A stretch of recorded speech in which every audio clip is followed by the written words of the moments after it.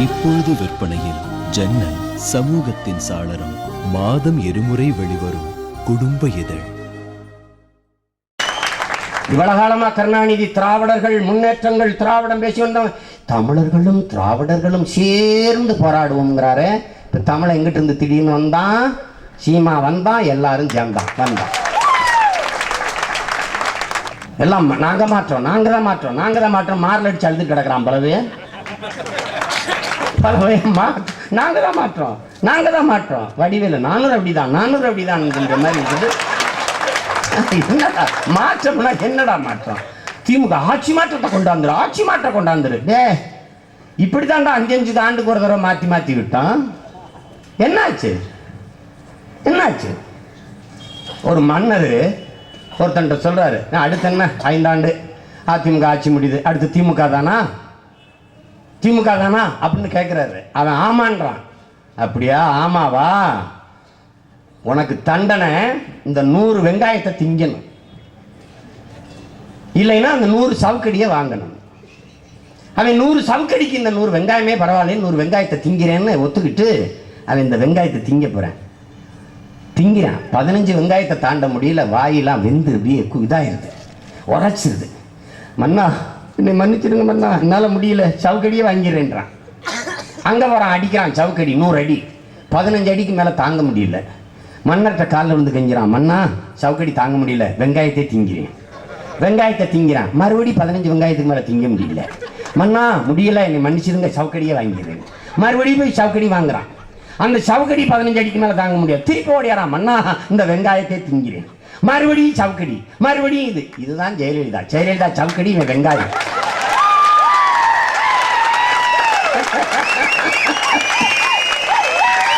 அடி வாங்கினது யாரு? மாறி மாறி இந்த வெங்காயத்தை கருணாநிதி வெங்காயத்தின் ஜெயலலிதா சவுக்கிட்டை அடி வாங்கின பயமக்க.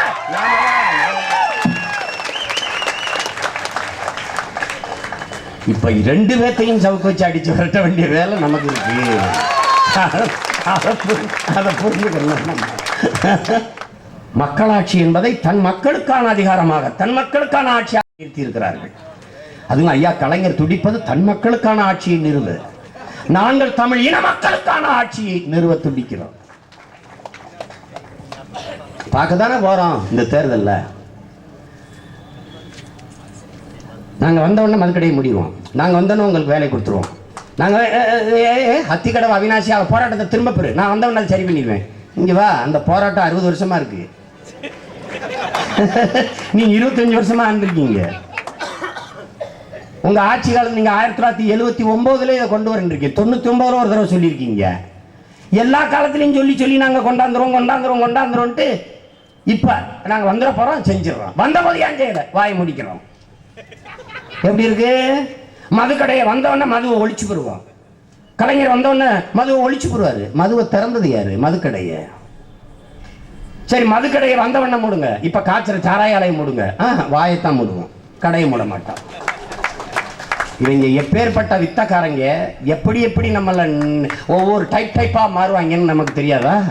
இன்னைக்கு நேத்தா பாக்குறோம், இந்த கால் டவுசர் போட்ட காலத்துல கலைஞர் வாழ்க கலைஞர் வாழணும்னு கத்தனம்ல, அன்னையில இருந்து கவனிக்கிறோம். ஏய், கருணாநிதி எங்க அண்ணன் வைகோ, கருணாநிதி ஒரு இன துரோகி, இப்பதான் அவருக்கு தெரிஞ்சிருக்கு. இதே அண்ணன் வைகோ அவர்கள் 2011 சட்டமன்ற தேர்தலில் திமுகவை ஆதரித்து வேலை செஞ்சது மதிமுக.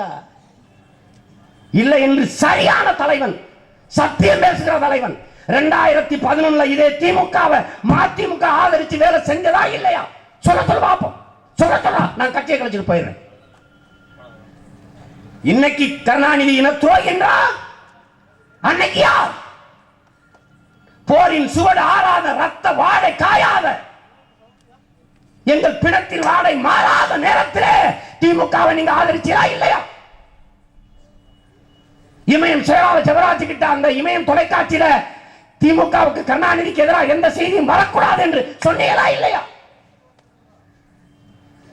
மறுமலர்ச்சி திராவிட முன்னேற்ற கழகத்தின் 2ஆம் கட்ட தலைவர்கள் எங்களை ஆதரித்து வேலை செய்வது மகிழ்ச்சியாக இருக்கிறது என்று ஐயா கலைஞர் அவர்கள் அறிக்கை கொடுத்தாரா இல்லையா? இல்ல நாங்க ஆதரிக்கல என்று ஏன் நீங்க மறுக்கல? பதில் உண்டா? கை எவ்வளவு உயர்ந்தாலும் சரி, கை எப்பக்கம் உயர்ந்தாலும் சரி, சூரியன் எத்திசை உதித்தாலும் சரி, மாம்பழம் எவ்வளவு கனிந்தாலும் சரி, இலை கருகினால் போதும் என்று உங்கள் கொள்கை பரப்பு செயலாளர், அன்றைய செயலாளர் அண்ணன் நாஞ்சில் சம்பத்து பேசினாரா இல்லையா? இன்னைக்கு கருணாநிதி இனத்துரோகி. திமுக சொல்ற, உனக்கு பூத்து கமிட்டி போட, வாக்காள முகவரா போட ஆள் வச்சிருக்கியா? இல்ல நீ வந்து நில்ல வாடா. எகத்தாலம், வக்கனை, விமர்சனம், நக்கல், நையாண்டி எல்லா பயிலையும் நாக்கில ரத்த வர குத்துற காலம் ஒரு நாள் வருதா இல்லையா?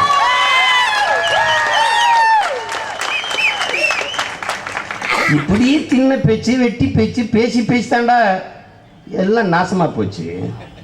இவங்கெல்லாம் வரும்போது அப்படியே வந்துட்டாங்களா? 21 விழுக்காட்டு வாக்கோட தான் பறந்துருச்சா திமுக? கட்சி ஆரம்பிச்ச பல ஆண்டு தேர்தலே நிக்கல. முதல்ல தேர்தல் நிற்கும் போது ஒரு 50 தொகுதியில தான் நிக்குது. நின்னம்டா 234 புதுச்சேரி, காரைக்கால், கேரளா எல்லாரும் நின்னமில்ல. நாங்கள் எதையும் நினைக்க பிறந்தவர்கள் அல்ல, நிரூபிக்க பிறந்தவர்கள். எமது இன வரலாற்றில் வரும் பிரபாகரனின் பிள்ளைகள் நின்றார்கள், வென்றார்கள் என்று வரும். நாங்கள் சாதிக்கு பிறந்தவர்கள் அல்ல, எதையும் சாதிக்க பிறந்தவர்கள். நாங்கள் சாதாரணமானவர்கள், அசாதாரணமான ஒன்றை கனவு காண்பவர்கள்.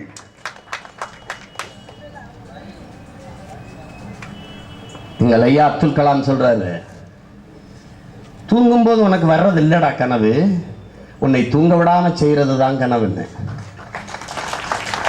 எங்களை தூங்க விடாம செய்து அடிமை தேசினத்தின் உரிமை விடுதலை, நீ அடிமை அடிமை எழு, உன் உரிமையை மீட்க எழு, போராடு என்று உசிப்பிக் கொண்டே இருக்கிறது எங்கள் கனவு. வெள்ளத்தனைய மலர் நீட்ட மாந்தர்தம் உள்ளத்தனைய உயர்வு என்கிறது எமது மறை. எமது மறை சொல்லுது, உள்ளுவதெல்லாம் உயர் உள்ளம், மற்றவை அனைத்தும் தள்ளினும் தள்ளாமை நீர்த்து என்கிறது எங்கள் வேதம். அந்த அறத்தின் வழி நின்று மாற மறவர்கள் இனத்தின் விடுதலையை வெல்ல ஒரு அரசியல் புரட்சியை, அறிவாயுதம் ஏந்திய கருத்தியல் புரட்சியை இந்த நிலத்திலே நிகழ்த்தி கொண்டிருக்கிறோம். வெறும் அற்ப வாக்குக்கு கையேந்தி நிக்கிறது, அப்படி இதுக்கு நிக்கிறது இல்லை. பதவியை கொடு, அதை கொடு, அதுக்கு வரல. நெஞ்சு வெடிக்க கத்துறது யாருக்குன்னு கூட தெரியாதா என் இன மக்களுக்கு? என்னடா வந்தவன் போனவனுக்கெல்லாம் ஓட்டு போட்டு வாக்கு போட்டு வசதி ஆழவும் வாழவும் வச்ச என் அன்பு மக்கள் பெற்ற பிள்ளைக்கு போட மாட்டானடா ஒரு தடவை ஓட்டு? போட மாட்டானா? எந்த நம்பிக்கையில் நிற்கிற? ஒன்றரை காசு இல்லையே, காசு என்கிட்ட ஒன்றரை இருக்குல்ல கொடு. நீ வச்சிருந்த என்ன பண்ண? தமிழர்களுக்கு சுடுகாடு இல்லை, இடுகாடு தான். மாறி போச்சு. சென்னையில் நிக்க நடக்க படுக்கவே இடம் இல்லாத போது சுடுகாட்டில் புதைக்க எங்க இடம் வச்சிருப்பான். பெசன் நகர்னு ஒன்று, கொல்லிவோட புள்ள விடு, கொல்லிவோட புள்ள விடுன்னா. இப்போ கொல்லியாம் போடுறதில்ல, எங்காலும் வேலை செய்யறாங்க மாநகராட்சியில், அவனே வச்சு நம்பிக்கை விட்டுறான். பெத்த வீட்டில் இப்படியே நின்றுக்கிட்டு தான் இருக்கணும். 10 நிமிஷத்தில் பொட்டலமா சொம்பளை வெட்டி கொடுத்துட்றான். இந்த பய உயிரோடு இருக்கும்போது படுத்துன பாடு என்ன பாடு? அங்க லஞ்சம் கொடு, இங்க லஞ்சம் கொடு, அதை கொடு, இதை கொடு, நிலத்தை ஆக்கிரமிக்கிறது, சொத்தை ஆக்கிரமிக்கிறது, எல்லாம் கண்ணீர் சேர்த்து ஒரு டப்பாக்குள்ள போய் இது பண்ணிடுது. கேடுகட்ட சமூகமாக மாறி போய் நிற்குது.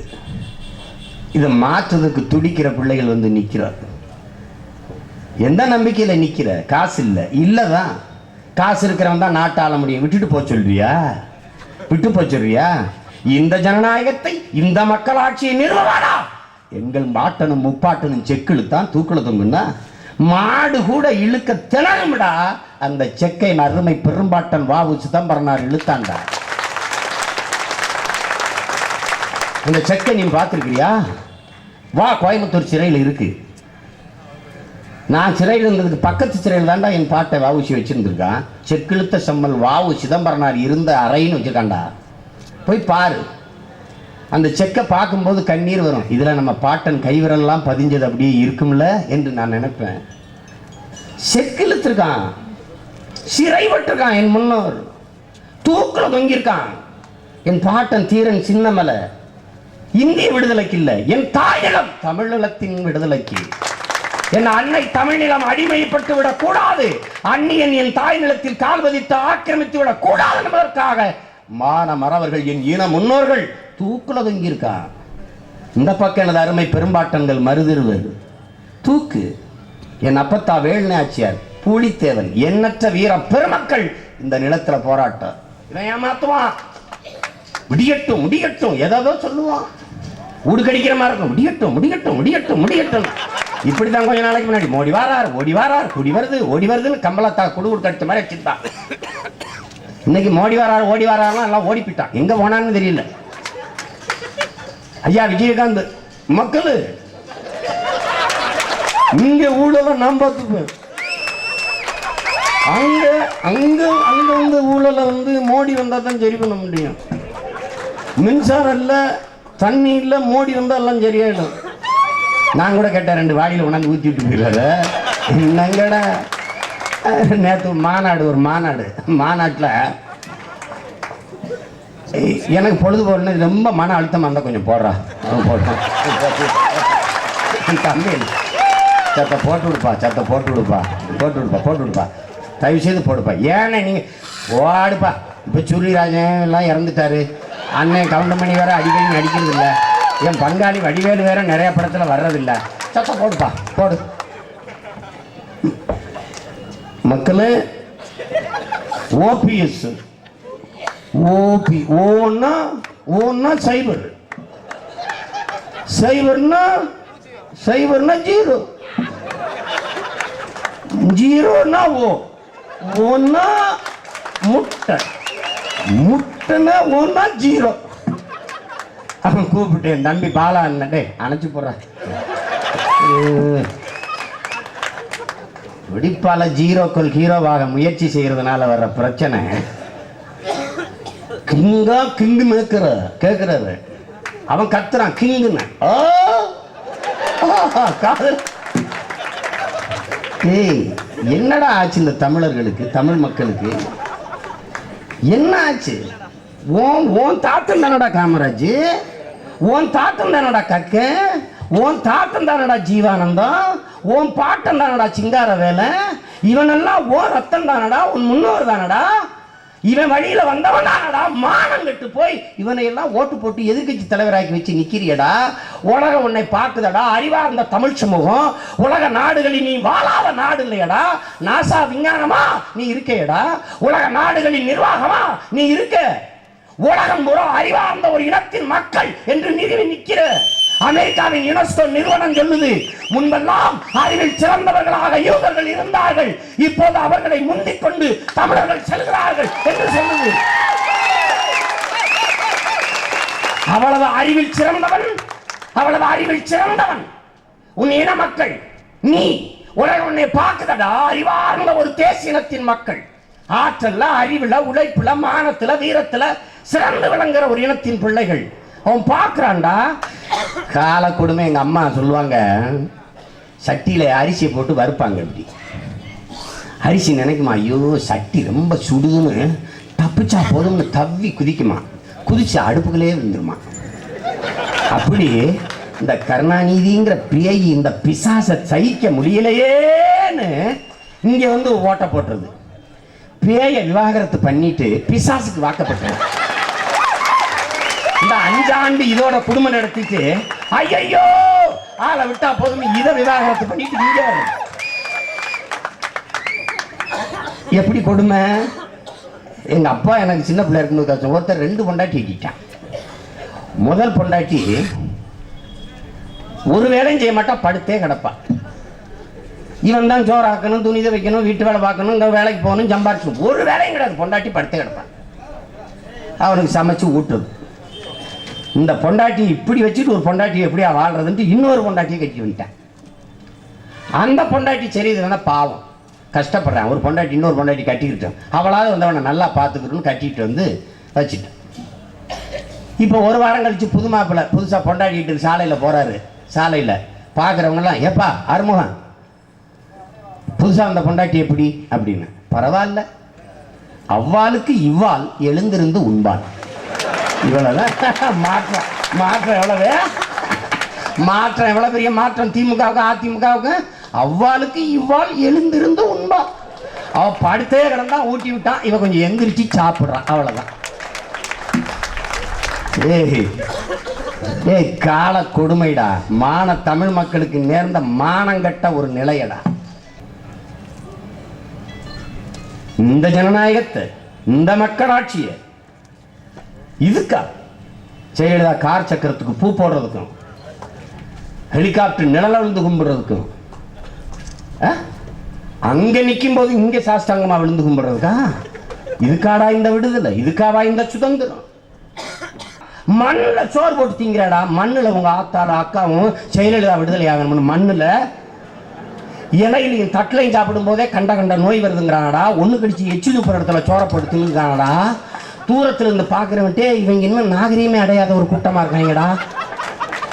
அன்சிவிலைஸ்டு பீப்புளாக இருக்காங்கடா. இவங்க தரையில் போட்டு சோறு தின்னுருக்காங்கடா. டேய் நினைப்பானா? நினைக்க மாட்டானா? நினைப்பானா? நினைக்க மாட்டானா? அவன் பார்ப்பான் 94 வயசுல சக்கரை வண்டியில தள்ளிட்டு வர ஒரு ஆளு முதலமைச்சர், 70 வயசுல வண்டி மேடையில் போய் இறங்கி மெதுவா நகர்ந்து போற ஒரு அம்மா, உட்கார முடியல, நிக்க முடியல.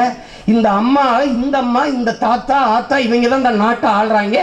95 வயசான காலத்திலையும் முதலமைச்சரா நிக்கிறானா? 4 தலைமுறையா நாதியற்ற தமிழ் சமூகமாடா நீ? உனக்கு அறிவில்ல, உனக்கு ஆற்றல் இல்ல. ஒருவன் கூட வாடா இந்த நிலத்தில் தலைமையேற்று இந்த நிலத்தில் ஆள ஒரு தகுதி வரல உன் இனத்துல. 94 வயதுல ஒருத்தரை நிறுத்தி 70 வயதுல ஒருத்தர் நிறுத்தி என்ன நீ நினைச்சு பாரு. நடக்க முடியாத வயசுல இந்த வயசுல இவங்க நடக்கிறாங்கன்னா தமிழர்களுக்கு நாதியே இல்லை போல இருக்கு. என்ன இதுதான் ஆடம்பூருக்கு நினைப்பானா? நினைக்க மாட்டானா? KKSSR எவ்வளவு பெரிய மனுஷன், ஸ்டாலின் எவ்வளவு, அவரோட எப்படியும் 10 வயசு குறைவாது இருப்பாரு. அவர் காலில் போய் இவர் விழுகிறார். கேவலம் இந்த பதவி, இந்த பதவி. அதுக்கு ஒரே பதவியா சிவலோக பதவி அடைஞ்சாது போகலாம். அந்த பதவி நல்ல பதவின்ற கொடுமை. தமிழன் என்றாலே மானமிக்கவன், வீரமிக்கவன் அர்த்தம். தமிழன்னா என்ன அர்த்தம்? மானம் உள்ளவன், வீரம் உள்ளவன் அர்த்தம். அது ரெண்டையும் இழந்துட்டு அவமானமா அலைகிறது. இன்னைக்கு தமிழன்னா யாருன்னா ஈனப்பைய இலிசாதின்னு அர்த்தமா மாத்தி நிறுத்திட்டான். பணத்தை கொடுத்தா இனத்தை காட்டி கொடுத்து ஓட்ட போட்டு போவான். இந்த நிலைக்கு மாத்திட்டான். ஒரு கேடுகட்ட கேவலமான நிலைக்கு மாறி நிக்குது. இதை மாற்றணும். ஐயா அப்துல் கலாம் அவர்கள் சொல்கிறார்கள், எவரையும் சம உணர்வோடு சந்தி. என்னை மாதிரியே அவன் இந்த சம உணர்வோடு சந்தி.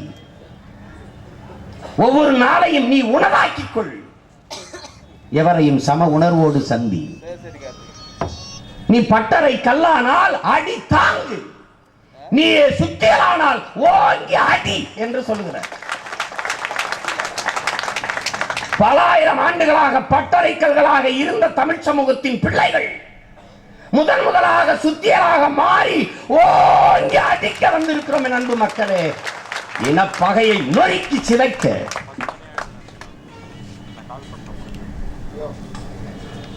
அதே பெருமகன் ஐயா அப்துல் கலாம் தான் சொல்கிறார்கள்,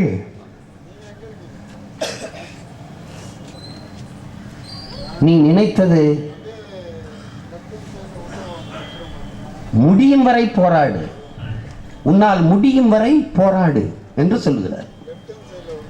முடியும் வரை போராடு என்றால் உடல்ல வலு இருக்கிறது, தெம்பு இருக்கிறது, முடியும் வரை போராடுறது அப்படி இல்லை. நீ நினைத்தது முடியும் வரை போராடு என்று சொல்கிறார். அப்படி நாங்கள் நினைச்சது முடிக்கிற வரை போராட வந்த இனத்தின் பிள்ளைகள், போராடிய தலைவனின் பிள்ளைகள், போராட வேண்டும் என்ற உறுதியோடு வந்து நிற்கிற பிள்ளைகள். இந்திய அரசியல் சாசனத்தை வகுத்து தந்த அறிவாசான் அண்ணல் அம்பேத்கர் அவர்கள் எங்களுக்கு கற்பிக்கிறார். நீ யாரோ ஒருவனுக்கு வேலை செய்கிறாய், யாரோ ஒருவனுக்கு சேவை செய்கிறாய் என்று நினைக்காது. நீ பிறந்த பெருமை மிக்க இனத்திற்காக, சமூகத்திற்காக உழைக்கிறோம் என்ற பெருமிதம், அந்த திமிர் உனக்கு இருக்கணுங்கிறாரு. நீ எந்த நோக்கத்தை கொண்டு இருக்கிறாயோ அந்த நோக்கத்தில் அசைக்க முடியாத உறுதியை நீ கொண்டிருக்க வேண்டும் என்கிறார். நான் யாருக்காக அரசியல் செய்யவில்ல. நான் அடிமை தேசினத்தின் மகன். நான் அடிமையா பிறந்துட்டேன். ஆனால் இனி என் இனத்தில் பிறக்கிற இன்னொரு தலைமுறை அடிமையா பிறக்க கூடாதுன்னு நினைக்கிறேன். நான் பிறந்த பெருமை மிக்க தமிழ் சமூகத்தின் உரிமைக்காக, விடுதலைக்காக நிற்கிற அந்த பெருமை, அந்த திமிர் எனக்கு இருக்கு. அது என்னோடு நிற்கிற ஒவ்வொரு பிள்ளைக்கும் இருக்கு. அதனாலதான் பசி, கனவு, உறக்கம், சொந்தம், பந்தம், நல்லது கெட்டது எதை பற்றும் இல்லாம நிற்கிறோம். இந்த சின்ன பையனுக்கு இவ்வளவு திமிர், இவ்வளவு தெளிவு, இவ்வளவு துணிவு எப்படி வந்தது அப்படின்னா, அப்படிப்பட்ட தலைவன் எங்களுக்கு இருந்தான், கிடைச்சான், வந்தது. எங்களுக்கு எல்லாமுமாய் எங்கள் உயிர் தலைவன் இருக்கிறான். கஷ்டமா எப்படி சமாளிச்சிருப்பாரு, துரோகமா எப்படி சமாளிச்சிருப்பாரு, விமர்சனமா எப்படி கடந்திருப்பாரு, எல்லாமாவே எங்களுக்கு என் தலைவன் நிற்கிறான். அவன் எனக்கு உணர்த்தினான், ஒரு வீரனுக்கு எந்த பற்றும் இருக்கலாம். மண்ணின் மீது பற்று இருக்கலாம், அது சிக்கல் இல்லை. பொன்னின் மீது கூட பற்று இருக்கலாம், பெண்ணின் மீது கூட பற்று இருக்கலாம், பணத்தின் மீது பற்று இருக்கலாம், எதன் மீதும் பற்று இருக்கலாம். ஒரு உண்மையான வீரனுக்கு அவன் உயிரின் மீது மட்டும் பற்று இருக்க கூடாது என்று கற்பித்தார். உயிரின் மீது பற்று இருக்கிற ஒவ்வொருவனும் கோழையாகத்தான் இருப்பான், ஒருபோதும் வீரனாக முடியாது.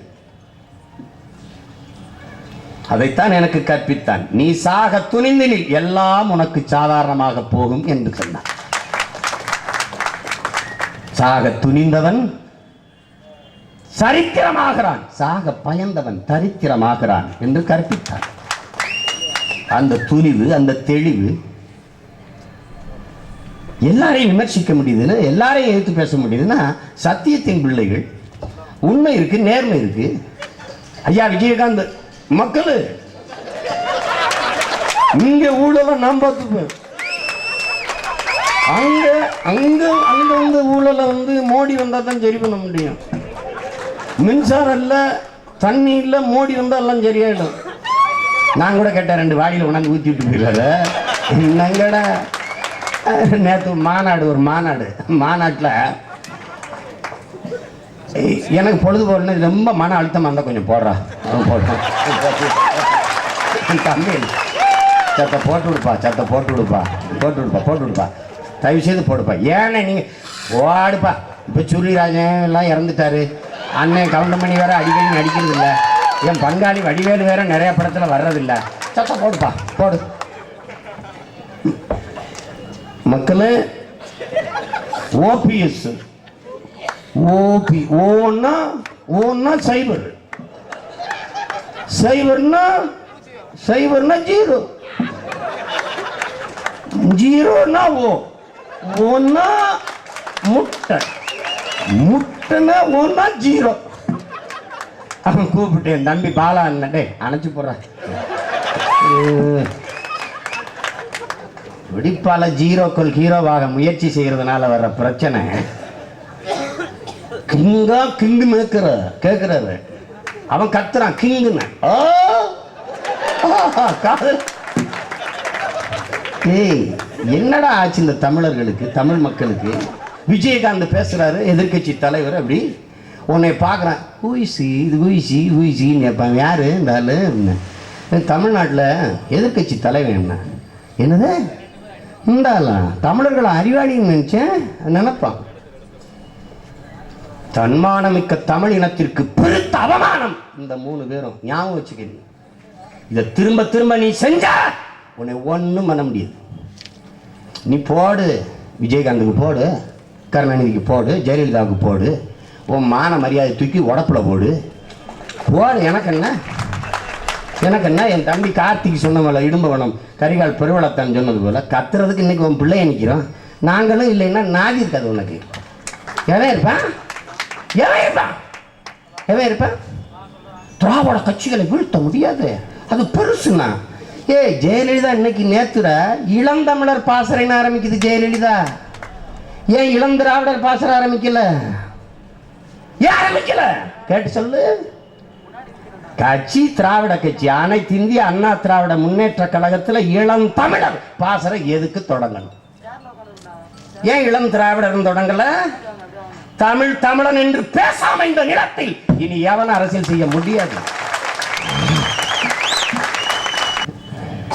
அப்படின்னா எப்படி இருக்கு? சந்தர்ப்பவாதம், அரசியல் லாபம்,